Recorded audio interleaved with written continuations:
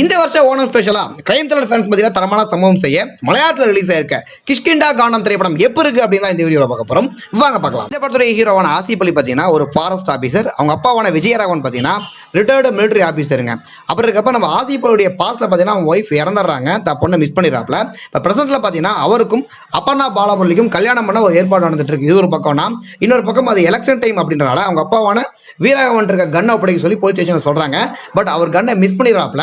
உடனே police inspector அதிகாரி என்னங்க ஒரு ரிட்டையர்ட் மிலிட்டரி ஆஃபீஸரா இருந்துட்டு இவ்வளவு பொறுப்பு இல்லாம இருக்கீங்க அப்படின்னு திட்டுறாப்ல. அதுக்கப்புறம் ஆசிப் அலி மற்றும் அபனா பாலமுரளிக்கு கல்யாணம் நடக்குதுங்க.